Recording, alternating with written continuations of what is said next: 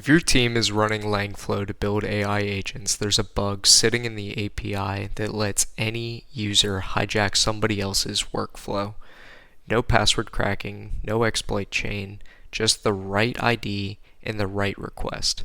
It's called CVE-2026-55255, and it scores a 9.9 out of 10 on CVSS, and CISA already confirmed that it's being exploited in the wild. Let's break it down.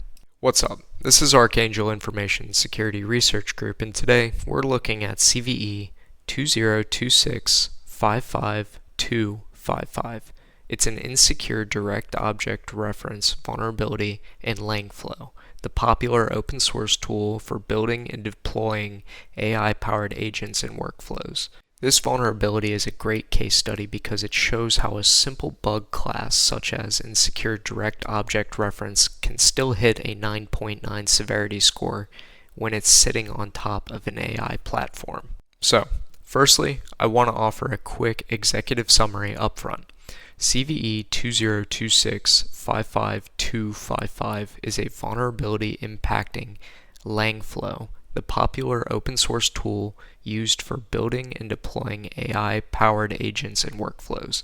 It allows for an authenticated attacker to execute the flows of another user, as long as they know that victim's flow IDs.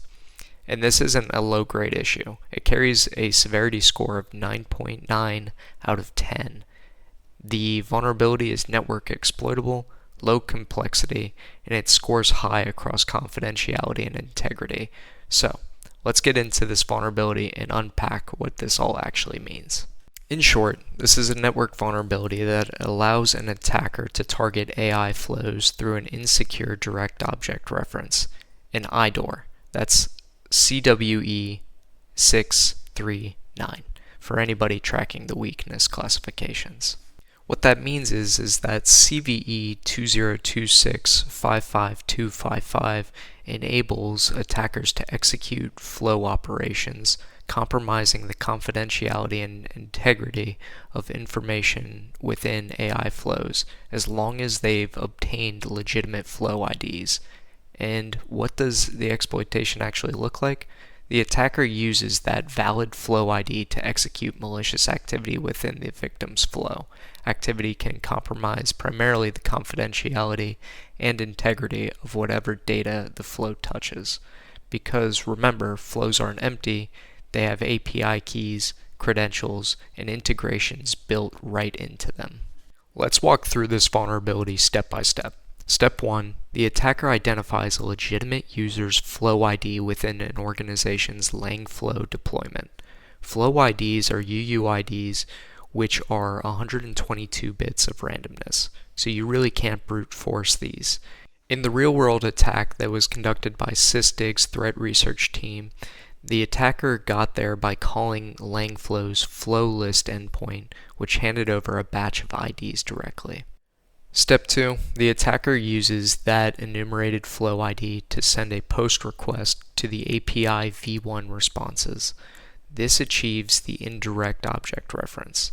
That backend function resolving that ID never checks whether the caller actually owns the flow, so the request just runs. Step 3. The attacker then executes the hijacked flow, potentially injecting prompts to exfiltrate the embedded API keys and credentials from that flow's context. In the documented case, the actual injected prompt was literally leak API keys. Simple, direct, and very effective. So, finally, I just want to talk about remediation. So here's what we're actually going to do. On the technical side, get every Langflow instance updated. The vendor advisory and merge fix both point to version 1.9.1, so patch your Langflow instances to the latest release. On the detection side, go back through your logs and look for a pattern.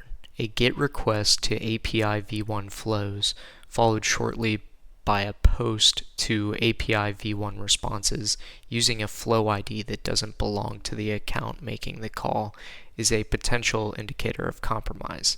That sequence is basically the fingerprint of this exploit. Finally, if you can't patch immediately, restrict network access to your Langflow instance to only trusted users as a stopgap. That's CVE-2026-55255. It's a great reminder that as AI tooling gets adopted faster than security reviews can keep up, these access control basics are exactly where things slip through. If you found this video useful, please drop a like, subscribe, and in the future there will be more vulnerability breakdowns. Let us know in the comments if you want us to dive deeper into other specific vulnerabilities. As always, stay safe out there.